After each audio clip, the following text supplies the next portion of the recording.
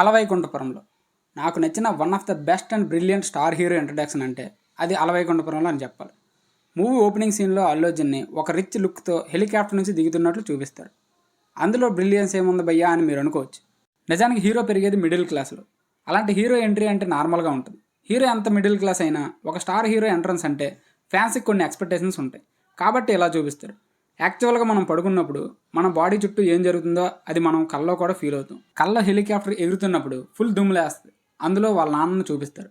అలాగే రియాలిటీలో కూడా వాళ్ళ అమ్మ చెల్లి పరుపును కొడుతుంటే దుమ్ములేస్తుంది. ఆ దుమ్ములోనే మురళీ శర్మ లేస్తాడు. త్రివిక్రమ్ గారి మూవీస్లో కొన్ని క్యారెక్టర్స్కి డిఫెక్ట్లు పెడతారు.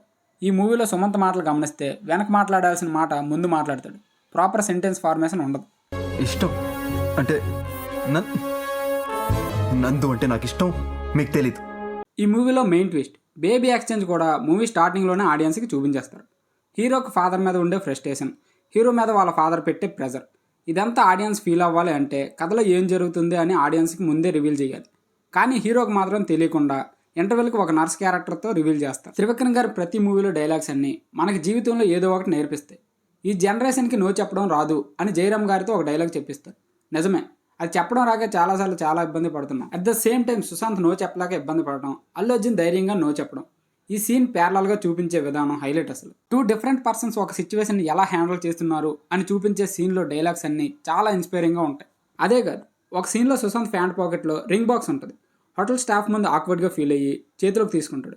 అదే మన బంటు ఆఫీస్ ముందు బీడీ కాలుస్తాడు, బోర్డ్ రూమ్లో టేబుల్ ఎక్కి డ్యాన్స్ చేస్తాడు.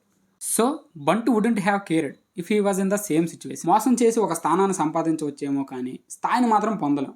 దానికి ఒక అర్హత ఉండాలి. Greatest battles are with closest people. గొప్ప యుద్ధాలన్నీ నా అనుకునే వాళ్ళతోనే వస్తాయి. ఇలాంటి డైలాగ్స్ అన్నీ ఒక మధ్యతరగతి కుటుంబం కోసమే రాసినట్టుగా ఉంటాయి. మూవీలో ఇంటర్వెల్ తర్వాత హైవే మీద ఒక సీన్ ఉంటుంది. మురళీ శర్మ గారికి అల్లు అర్జున్ గారికి మధ్య సీరియస్ కాన్వర్జేషన్ నడుస్తుంది. ఈలోగా స్కూటీని లారీతో గుద్దడం చూపిస్తారు. ఏదో నార్మల్గా పెట్టారులే అనుకుంటాం, కానీ బండికి ఇన్సూరెన్స్ ఉంది, వీడు వాళ్ళకి చెప్పడని అజ్యూరెన్స్ ఉంది అని మురళీ శర్మ అంటాడు. ఆ డైలాగ్లో ప్రాస కోసం బండినే లేపేస్తారు. Practice what you preach. ఒక సీన్లోకి ఇంపాక్ట్ రావాలి అంటే ఆ డైలాగ్ని చెప్పే క్యారెక్టర్ ఆ డైలాగ్కి మీనింగ్ తేవాలి. Meaning comes when a persons identity is linked in to the dialogue. ఏదైనా వ్యక్తితో ఒక విషయం చెప్పించాలి అంటే ముందు ఆ వ్యక్తి దాన్ని పాటించాలి. అలాంటిది హీరోతోని చెప్పించాలంటే అది చెప్పేటప్పుడు ఎదుటివాడు తిరిగి ప్రశ్నించకుండా ఉండేలా చెప్పించాలి. హీరో స్టార్టింగ్ నుంచి ఒకటి బలంగా నమ్ముతాడు. నిజం చెప్పకపోతే చచ్చిపోతావా అని వాల్మీకి అన్నప్పుడు నిజం చెప్పేప్పుడే భయం వేస్తుంది, చెప్పకపోతే ఎప్పుడు భయం వేస్తుంది అని అంటాడు.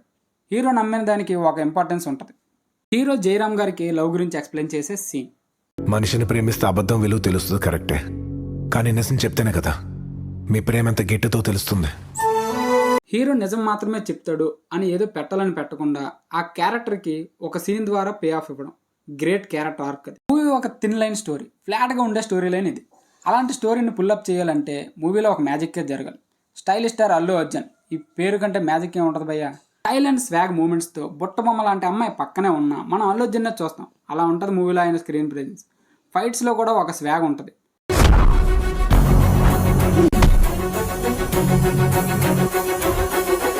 స్టార్టింగ్లో మూవీకి మిక్స్డ్ టాక్ వచ్చిన నాన్ బాహుబలి రికార్డ్ కొట్టిందంటే అది మామూలు విషయం కాదు. మూవీలో సాంగ్స్ తమన్ మ్యూజిక్ అంటే ఏముందిలే డప్పు సౌండ్సే ఉంటాయి, కాపీ కొడతారు అనుకున్న ప్రతి ఒక్కరికి తను ఇచ్చిన క్లాసికల్ మెలోడీస్తో యూట్యూబ్నే షేక్ చేయొచ్చు అని నిరూపించాడు. దాన్ని మించి ఒక సాంగ్ ఉంటుంది. పుట్టబొమ్మ సాంగ్ అయితే 890 మిలియన్ వ్యూస్ అంటే మాటల. టాలీవుడ్ నుంచి కూడా యూట్యూబ్లో హైయెస్ట్ వ్యూస్ వచ్చే సాంగ్స్ వస్తాయి అని నిరూపించాడు. ఈ మూవీలో మురళీ శర్మ యాక్టింగ్ గురించి ప్రత్యేకంగా చెప్పక్కర్లేదు. మూవీ చూస్తున్నంతసేపు అల్లు అర్జున్ కన్నా ముందు మనకే కొట్టాలనిపిస్తుంది. అలా ఉంటుంది మరి ఆయన యాక్టింగ్. త్రివిక్రమ్ గారి మూవీస్లో హీరోయిన్ వల్ల హీరో ఇబ్బందులు పడటం చూసాం. హీరోయిన్కి ఒక డిఫెక్ట్ పెట్టి హీరోతో కామెడీ చేయించడం చూసాం. హీరోయిన్ వల్ల హీరో ప్రాబ్లంకి సొల్యూషన్ దొరకడం కూడా చూసాం. కానీ ఫస్ట్ టైం అప్పటి వరకు లో సెల్ఫ్ కాన్ఫిడెన్స్తో ఉన్న హీరోకి హీరోయిన్ చెప్పే డైలాగ్తో హోప్ తెప్పిస్తారు. మరి నాకేంటో బంటూ సంథింగ్ కంప్లీట్ అవ్వట్లేదు. కంప్లీట్ అవ్వలేదా?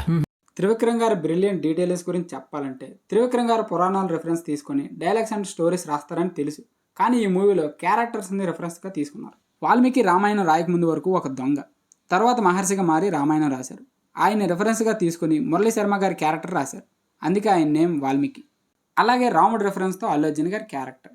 మూవీలో ఆయన నేమ్ బంటు అని పెట్టిన క్యారెక్టర్లో మాత్రం ఆయన రాజే.